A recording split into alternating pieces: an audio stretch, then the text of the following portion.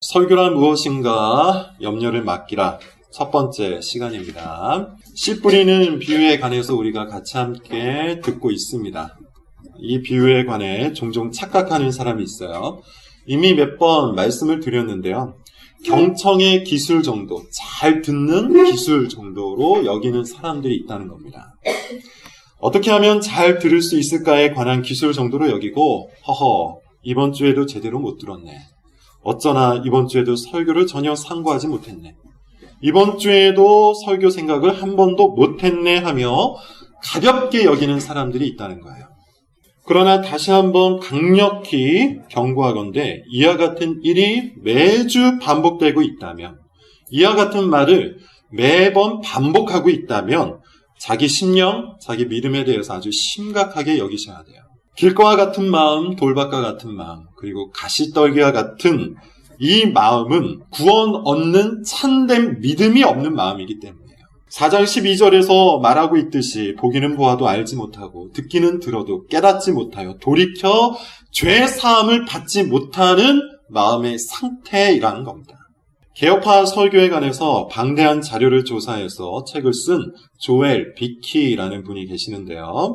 이런 말씀을 하십니다. 종교개혁자 칼빈은 자신의 설교에서 회중에게 그릇된 구원의 확신을 심어주려 했던 적이 한 번도 없다. 이렇게 이야기를 해요. 그는 회중의 상태를 항상 설교와 관련하여 파악했는데, 예를 들어 이런 말을 했다고 합니다. 100명의 청중에게 설교를 전할 경우 그중 20명은 기꺼이 순종하려는 믿음으로 그 말씀을 받아들이지만, 나머지 사람들은 그 내용을 무가치하게 여기거나 비웃거나 혹은 야유하면서 거부감을 드러낸다. 칼빈 당시의 청중들이 이런 상태였다는 겁니다. 그렇게 평가를 하고 있어요. 청중의 상태를 칼빈은 좀 더 날카롭게 평가하기도 하는데요. 모든 이가 설교된 하나님의 말씀을 통해 가르침을 받지만 그 말씀의 의미를 실제로 맛보는 사람은 10명에 1명도 되지 않는다. 그뿐 아니라 말씀으로 유익을 얻고 끝까지 올바른 길로 나아가는 자는 100명에 1명도 되지 않는다. 굉장히 비관적인 말이죠. 칼빈은 설교를 올바르게 듣지 않는 사람들을 가리켜 이런 신앙을 가졌다고 얘기해요. 맹목적인 신앙, 현세적인 신앙, 허울뿐인 신앙, 실체가 없는 신앙, 일시적인 신앙, 위선과 가식에 덮인 신앙이라고 몰아붙였습니다. 왜냐하면 칼빈에게 설교는 우리가 미처 깨닫지 못한 새로운 지식을 전달하는 수단이 아니었기 때문이에요. 칼빈에게 설교는 우리에게 마땅한 의무를 수행하도록 자극을 주는 수단입니다. 그러므로 자신의 부패한 본성과 어리석은 고집을 깨닫고 있는 사람은 그리스도의 은혜를 누리고 그 가운데서 돌이켜 회개하며 다시 한번 기꺼이 말씀대로 살기 위해 설교를 힘써 듣는다는 것이죠. 그런 자극을 받기 위해 설교를 힘써 듣는다는 겁니다. 반면에 교만하고 무관심하고 게으른 사람들은 설교 속에 새로운 지식이 등장하지 않으면 곧장 다른 생각에 빠져들죠. 설교를 강의나 강연 정도로 여기는 겁니다. 그러나 조엘 비키에 따르면 칼빈은 죄인들이 하나님의 말씀에 끊임없이 순종하도록 재촉하고 권면하고 요청했다고 해요. 이와 같은 방식의 설교는 칼빈만이 아닙니다. 모든 종교개혁자들의 특징이었고요. 종교개혁자들을 따르는 후대 교회의 특징이었다고 해요. 그러나 오늘날에는 설교에 대한 인식 자체가 많이 달라졌죠. 교인들은 설교를 유익한 정보를 주는 수단 정도로 여깁니다. 새로운 지식, 놀랄만한 통찰, 감동적인 예와 사례가 있으면 좋은 설교요. 매우 구체적인 그리고 매우 개인 적용적인 교훈이 있는 설교는 나쁜 설교라고 여겨요. 설교는 가능하면 애매하고 모호하고 막연해야 한다고 믿는 것이죠. 적어도 다른 사람들에게는 날카로워도 나 개인에게는 절대로 적용되지 않는 설교여야 좋은 설교라고 평가를 한다는 겁니다. 하지만 이것은 전혀 성경적인 견해가 아닙니다. 여러분, 신약 서신서들을 읽어보세요. 고린도전서 같은 책을 한번 읽어보세요. 디도서 같은 책을 한번 읽어보세요. 빌레몬서 같은 책을 한번 읽어보세요. 얼마나 구체적입니까? 얼마나 개인적입니까? 얼마나 또한 현실적입니까? 바울은 대상을 특정해서 글을 썼어요. 구약의 선지자들도 마찬가지입니다. 선지자들은 넓고 막연하게 외치지 않았어요. 죄를 정확히 지적했고요. 그 죄를 지은 대상자를 특정했습니다.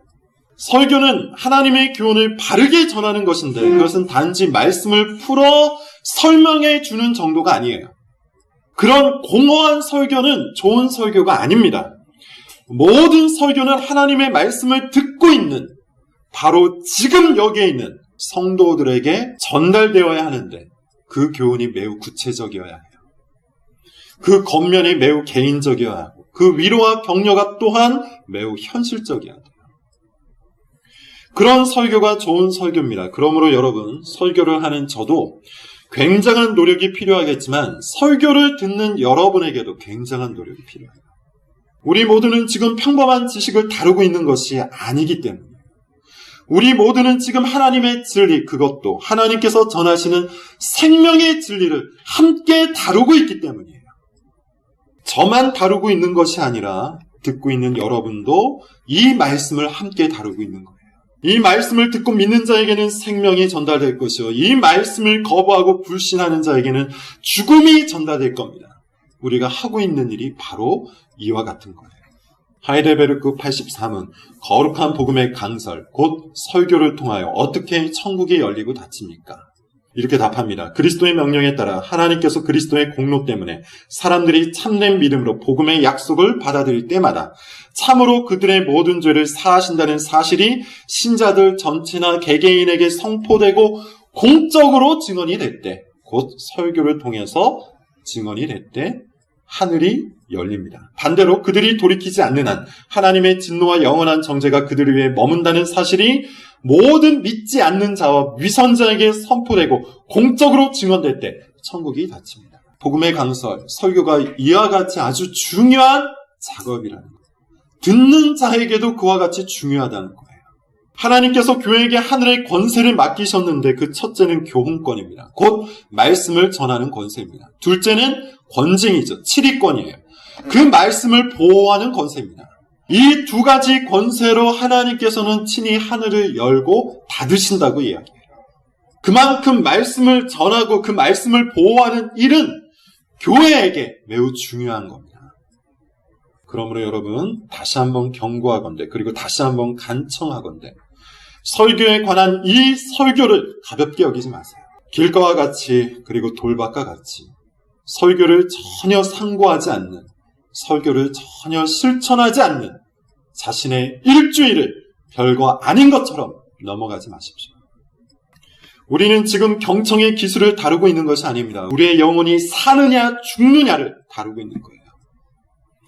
이제 씨 뿌리는 비유 세 번째 밭이 나옵니다. 마찬가지로 이 밭도 구원 얻는 믿음을 지닌 마음이 아니에요.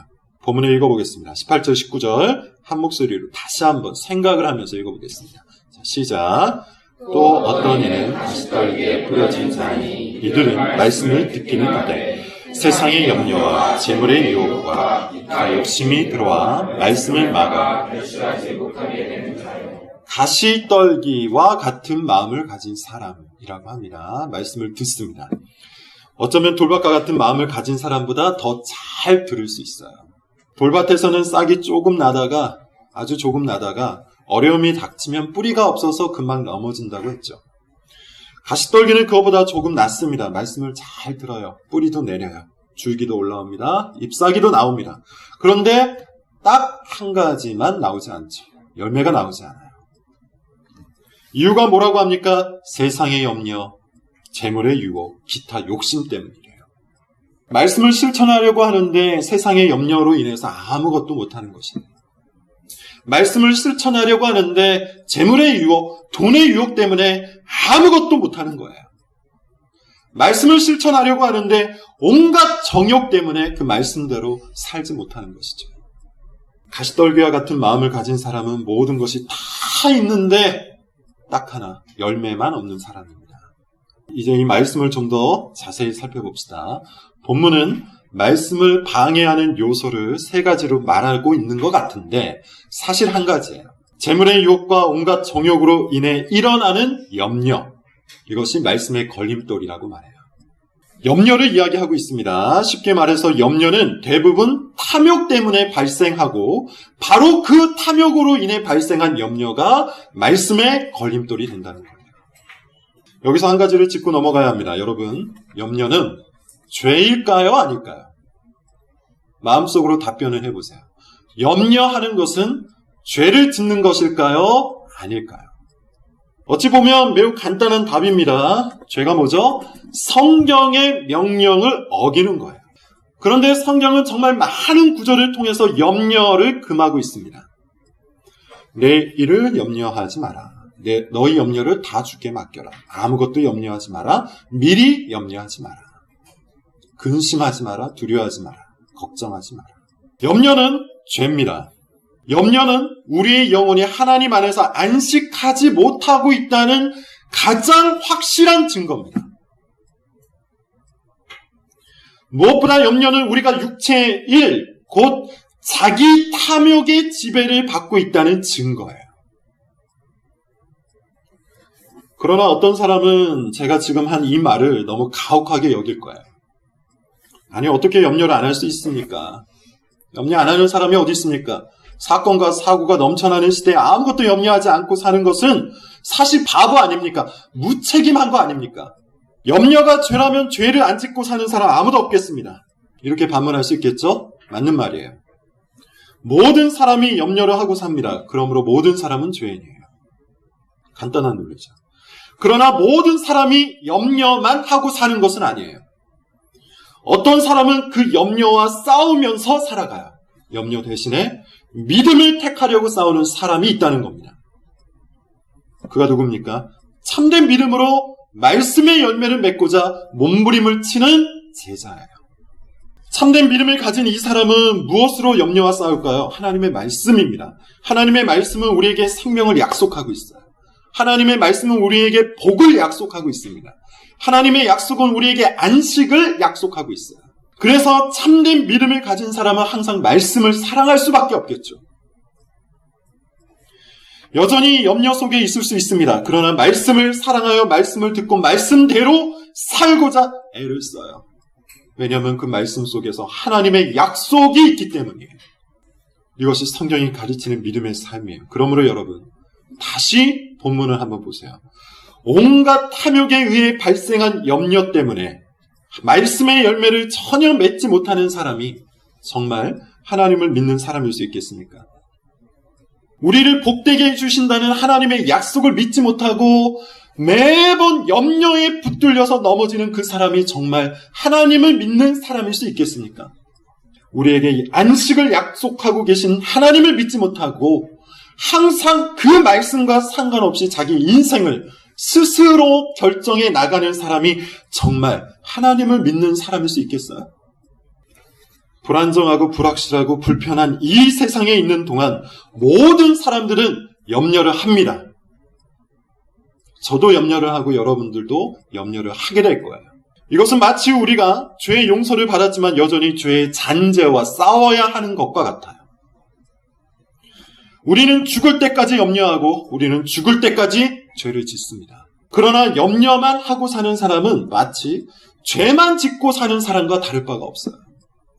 염려 때문에 매주 말씀이 귀에 전혀 들려오지 않는 사람, 그 사람은 마치 항상 죄 지을 생각만 하며 사는 사람과 다를 바가 없다는 겁니다.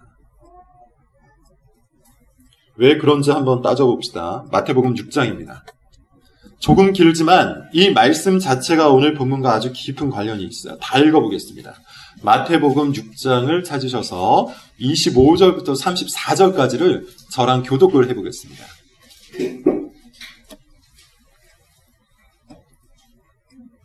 제가 먼저 읽고 여러분이 읽겠습니다. 그러므로 내가 너희에게 이르노니 목숨을 위하여 무엇을 먹을까 무엇을 마실까 몸을 위하여 무엇을 입을까 염려하지 말라. 목숨이 음식보다 중하지 아니하며 몸이 의복보다 중하지 아니하냐. 죽지도 않고 거두지도 않고 창고에 모아두지도 아니하되 너희 하나님 아버지께서 이르시나니 너희는 이것들보다 귀하지 아니하냐. 너희 중에 누가 염려함으로 그 키를 한 자라도 더할 수 있겠느냐. 또 너희가 어찌 의복을 위하여 염려하느냐. 그들의 평가가 어떻게 상하는가 수고도 아니하고 일삼도 아니하니라. 그러나 내가 너에게 말하노니 솔로몬의 모든 영광으로도 입은 것이 이 꽃 하나만 갖지 못하였느니라. 오늘이다가 내일 아궁이에 던져지는 그 불로 하나님이 옆에 입히시거든 하물며 너희가 보면 이름이 작은 자라. 그러므로 염려하여 이르기를 무엇을 먹을까 무엇을 마실까 무엇을 입을까 하지 말라. 이는 다 이방인들이 구하는 것이라. 너희 하늘 아버지께서 이 모든 것이 너희에게 있어야 할 줄을 아시느니라. 그런즉 너희는 먼저 그의 나라와 그의 의를 구하라. 그리하면 이 모든 것을 너에게 더하시리라. 그러므로 내일 일을 위하여 염려하지 말라. 내일 일은 내일이 염려할 것이요 한날의 괴로움은 그날로 족하리라. 염려하지 말라는 말이 계속해서 나오고 있죠. 여기서 예수님이 말씀하시는 논리는 매우 간단합니다. 하나님께서 우리 아버지가 되세요. 하나님은 세심한 아버지가 되세요. 그래서 그분은 들의 풀과 공중의 새까지도 돌보시는 분이에요. 그러므로 우리가 정말 하나님을 나의 아버지로 믿는다면 우리는 하나님의 돌보심 안에 있다는 사실, 하나님의 세심한 돌보심 안에 있다는 사실도 믿어야 돼요. 그러므로 우리는 우리의 삶을 하나님께 온전히 맡기고 마땅히 우리에게 주어진 그 일들을 충성스럽게 감당하며 살면 됩니다. 만약에 우리가 하나님께서 우리를 돌보신다는 사실을 믿지 못하고 계속 염려를 한다면 사실 우리는 이방인, 불신자와 다를 바가 없는 거예요. 자, 그런데 예수님은 이 염려의 문제가 사실 우상 숭배와 아주 깊이 연결되어 있다는 사실을 지적하고 계시는데요. 이 말씀이 중요합니다. 24절을 보세요. 마태복음 6장 24절입니다. 같이 한번 읽어볼게요. 시작. 한 사람이 두 주인을 섬기지 못할 것이니 혹 이를 미워하고 저를 사랑하거나 혹 이를 중히 여기고 저를 경히 여기나 너희가 하나님과 재물을 경하여 섬기지 못하느니라. 우리 마음은, 우리 인생은 두 주인을 섬길 수 없다고 합니다. 오직 한 주인만 섬길 수 있는데 그러므로 나는 하나님만 예배하거나 아니면 재물만 숭배할 수 있어요. 둘 중 하나예요. 그런데 내가 무엇을 섬기고 있는지, 하나님을 예배하고 있는지 아니면 재물을 숭배하고 있는지 확인할 수 있는 특징이 있는데요. 그게 바로 25절 이하인 겁니다. 정리하자면 내가 하나님을 예배하는 사람이라면, 하나님을 정말로 믿고 있는 사람이라면 나는 염려하지 않아요. 오히려 염려거리가 있어도 하나님께 다 맡기고 나는 그저 하나님께 충성을 바치며 살 겁니다. 하나님이 우선순위로 여기는 것을 나의 우선순위로 여기고 먼저 그의 나라와 그의 의를 구하는 것이죠.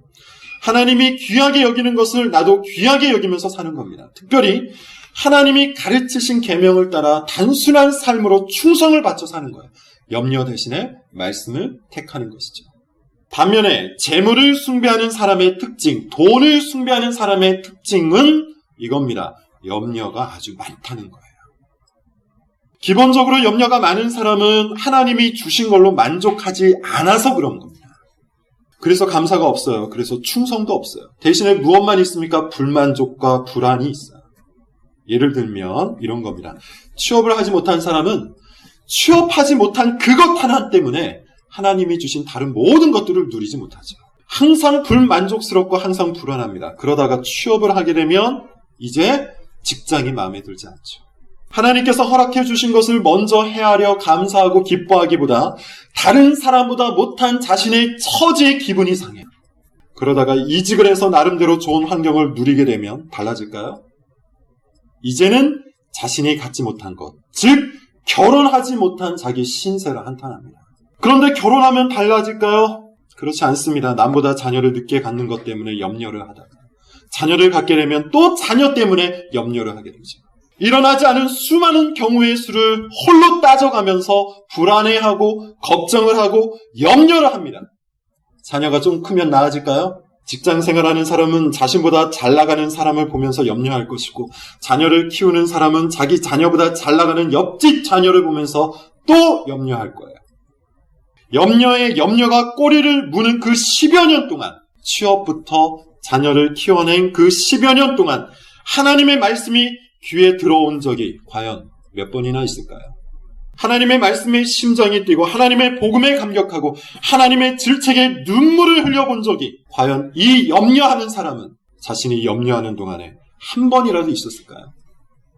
어쩌면 지금 이 순간에도 각종 염려로 귀와 마음을 닫고 있는 사람이 이 자리에 있을지도 모릅니다. 배우자에 대한 염려, 그것이 말씀의 장애물이 되는 사람이 있을 수 있을 거예요. 결혼에 대한 염려, 취업에 대한 염려, 돈에 대한 염려, 건강에 대한 염려, 업무에 대한 염려가 가득해서 하나님께서 우리를 돌보신다는 이 복된 말씀을 밀어내고 있는 사람이 이 자리에 있을지도 모르겠어요. 만약에 그렇다면 그 사람은 단지 염려하고 있는 것이 아닙니다. 자기가 만들어 놓은 우상을 숭배하고 있는 겁니다. 염려는 헬라어로 메림나오라고 하는데요. 나뉘다, 갈라지다 라는 뜻입니다. 여러 갈래로 나뉜 마음, 갈라진 마음을 뜻하는 거예요. 여러 번 말씀을 드린 것처럼 복잡한 경우의 수를 놓고 살아가는 사람이에요. 믿음이 있는 사람은 한 가지 경우의 수만을 놓고 삽니다. 자기 아들까지 내어주셔서 나를 구원하신 나의 하나님 아버지께서 나를 돌봐주신다고 약속하셨으니 나는 그분 말씀에 충성을 바치며 살겠다. 이 한 가지 경우의 수를 놓고 살아갑니다. 그래서 복잡하지 않죠? 그래서 단순하고 간결하게 삽니다. 직업을 구하는 문제 앞에서도 탐욕을 따라 여러 경우의 수를 따지기보다 한 가지 경우의 수, 어떻게 하면 하나님 앞에서 충성스럽게 살 수 있을지를 묻고 직업을 택합니다. 배우자를 구하고 결혼을 하는 문제도 똑같아요. 어떻게 하면 내가 원하는 모든 조건을 만족시키는 배우자를 찾고, 어떻게 하면 다른 사람들이 그럴듯하게 여기 결혼식을 하며, 어떻게 하면 나의 행복과 만족을 위한 결혼 생활을 할까를 놓고 복잡하게 경우의 수를 따지며 염려하지 않습니다. 딱 한 가지. 어떻게 하면 함께 하나님께 충성을 바칠 배우자를 찾을 것인가? 어떻게 하면 함께 하나님을 기쁘게 해드릴 결혼 생활을 할 것인가? 그것만을 따지며 살아간다는 것이죠. 자녀 양육도 똑같아요. 벌어지지 않은 수많은 일들을 상상하고 미리 수없이 염려하기보단 하나님께서 나에게 명령하신 단 하나의 경우의 수, 자녀를 제자 삼으라는 말씀에 충성을 바치며 자녀를 양육하는 것이죠. 마음이 여러 갈래로 나뉘었다는 것은 무슨 뜻일까요? 여전히 갖고 싶은 것이 많고 되고 싶은 것이 많고 하고 싶은 것이 많다는 뜻이에요. 즉 탐욕이 가득하다는 뜻이에요. 내 인생에 수많은 우상들이 존재하는 것이고 그 수많은 우상은 결국 나 자신의 충족이라는 최종적인 우상에 귀속되어 있는 겁니다. 자아 숭배라는 우상 앞에 서 있는 사람은 염려라는 생활에 헌신하며 삽니다. 그러나 하나님을 예배하는 사람은 참 간결하죠. 하나님은 복잡하지 않은 분이고 수수께끼를 즐기는 분이 아니에요. 하나님은 자신의 뜻을 매우 선명하게 드러내세요. 직업에 대해, 결혼에 대해, 자녀에 대해, 돈에 대해, 인생에 대해 하나님이 우리에게 요구하시는 것은 항상 명확해요. 하나님께서 우리를 아버지로서 돌보시겠다고 약속하시니 우리는 우리의 염려를 주님께 맡기고 먼저 그의 나라와 그의 의를 구하며 사는 겁니다. 먼저 그의 나라와 그의 의를 구하는 삶은 하나님을 사랑하고 이웃을 사랑하는 것인데 그것은 구체적으로 십계명을 힘써 적용하는 삶이죠. 자, 오늘 앞부분에서 설교가 어떤 것이라고 했습니까? 칼빈을 인용해서 말하길 설교는 새로운 지식을 전달하는 수단이 아니라고 했어요. 그런 강의나 강연이 아니라고 했어요. 우리에게 주어진 마땅한 의무를 수행할 수 있도록 자극을 주는 것이라고 했습니다. 그래서 설교 시간에는 매우 구체적이고 현실적이고 개인적인 적용이 그리스도의 복음과 함께 전해져야 한다고 했어요. 하나님을 예배하는 사람은 수많은 염려거리에도 불구하고 그래서 귀를 기울일 겁니다. 왜냐하면 믿음은 말씀과 염려 중에서 항상 말씀을 택하는 것이기 때문이에요. 그래서 하나님을 참으로 믿는 사람은 염려거리가 많아도 말씀을 힘써 듣습니다. 아니죠. 오히려 염려거리가 많기 때문에 말씀을 더욱 힘써 듣습니다. 염려거리가 많다는 것은 내 마음이 갈라져 있다는 뜻인 줄 알고 다시 한 마음으로 살기 위해 말씀을 더욱 힘써 듣는 거예요. 그러나 믿음이 없는 사람, 곧 재물을 숭배하는 사람, 우상을 숭배하는 사람은 어떨까요? 자신의 갈라진 마음을 즐깁니다. 염려에 중독되어 버린 거예요. 염려와 근심과 걱정을 즐긴다는 거예요. 더 깊게 파고들면 자신의 탐욕을 죄로 인정하지 않는 겁니다. 그래서 염려가 합당하다고 철석같이 믿어요. 돈에 대한 염려, 결혼에 대한 염려, 직장에 대한 염려, 자녀에 대한 염려, 미래에 대한 염려를 꼬리를 물며 계속해서 매번 하게 될 겁니다. 그러면서 이렇게 생각을 할 겁니다. 이것은 누구든지 당연히 하는 것이다. 얼마나 굳게 믿는지 설교 시간에 염려를 해도 문제가 없다고 생각을 해요. 설교 시간 내내 염려하느라 설교가 하나도 기억나지 않는 상태가 몇 달, 몇 년이 지속되는데도 죄가 아니라고 생각해요. 그러나 단언하건대 앞서 돌박과 같은 마음이 참된 믿음이 아니듯 염려로 인해 말씀의 열매를 맺지 못하니 이 마음도 참된 믿음이 아니에요. 염려는 말씀을 질식시키는 거대한 장애물입니다. 자, 그런데 이제 우리는 염려를 좀 더 세밀하게 분석할 필요가 좀 있습니다. 왜냐하면 염려와 비슷한데 염려가 아닌 것이 있고요. 또 염려이기는 하지만 하나님께서 인정해 주신 염려가 있기 때문이에요. 이것을 잘 구분해서 우리는 염려를 제거해 나가야 됩니다. 오늘은 이 두 가지만 살펴보고 설교를 마칩니다. 먼저 염려와 비슷한데 염려가 아닌 것이 있어요. 관심입니다. 무슨 말일까요? 결혼에 대한 염려와 결혼에 대한 관심 비슷한데 차이가 있어요. 자녀에 대한 염려와 자녀에 대한 관심 마찬가지로 비슷한데 분명한 차이가 있어요. 두 가지 모두 그것을 열심히 생각한다는 점에서는 똑같습니다. 두 가지 모두 불안과 두려움이라는 감정이 일어난다는 점에서도 비슷합니다. 취업에 대한 염려를 가진 사람도 취업 때문에 불안할 수 있고 취업에 대한 관심을 가지고 있는 사람도 그 취업 때문에 두려울 수 있어요. 그런데 결정적 차이가 있습니다. 오늘 말씀에 의하면 염려하는 사람은 절대로 말씀을 택하지 않아요. 반면에 관심을 가진 사람은 말씀대로 살고자 애를 쓰죠. 예를 들어보죠. 예전에 제가 알고 지내던 청년들이 있었는데 둘이 결혼을 해서 자녀를 낳았습니다. 기쁘기도 했지만 걱정이 굉장히 많았던 것 같아요. 특히 아빠 쪽에 걱정이 많았습니다. 당연하겠죠. 그 어리고 약한 아기가 얼마나 걱정이 되었겠습니까? 가장이다 보니 재정적인 염려도 있었을 거예요. 더 나아가 자녀의 신앙교육에 대해서도 근심이 아주 많았습니다. 다 이해가 되는 것이죠. 아마 자녀를 갖고 계신 우리 부모들도 동일한 염려가 있을 거예요. 자녀의 건강에 대해서, 양육비에 대해서, 자녀의 신앙에 대해서 근심하는 것은 어찌 보면 당연한 거예요. 걱정 안 하는 게 오히려 이상한 것이죠. 만약에 이 친구가 이 근심을 들고 하나님 앞에 나아가 기도를 하고 퇴근 후에 열심히 자녀를 돌보고 차분히 저축을 하고 성경적인 자녀 양육법을 열심히 습득하였다면 이 친구의 근심은 염려가 아니라 관심이었을 겁니다. 자녀 건강에 대한 관심, 자녀 양육에 대한 관심이 되었을 거예요. 왜냐하면 하나님의 말씀대로 살기 위한 몸부림이 있었기 때문이에요. 그런데 이 친구는 염려만 했어요. 자녀의 건강과 안전에 대해 그렇게 불안해하면서 단 한 번도 자녀를 위해 기도하지 않았습니다. 바쁘다는 핑계였죠. 당연히 집에 일찍 와서 자녀를 돌보지도 않았습니다. 일한다는 핑계였어요. 가정 예배를 드리지도 않았고 자녀 양육에 관해 배우지도 않았어요. 그것을 실천하지도 않았어요. 양육비를 걱정하면서도 자신이 사고 싶은 전자제품을 마음껏 샀습니다. 비싼 오락기를 사고 컴퓨터를 사고 카메라를 샀어요. 자녀에 대한 염려는 가득했고 자녀 때문에 항상 불안해했지만 이 친구는 말씀이 가르치는 일을 하나도 하지 않았어요.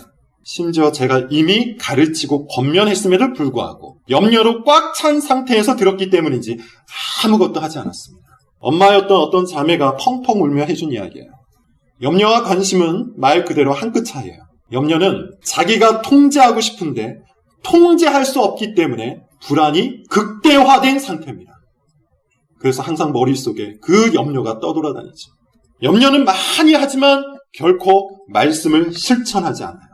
자기가 신이 되고 싶은 탐욕의 마음이 그를 지배하고 있기 때문이에요.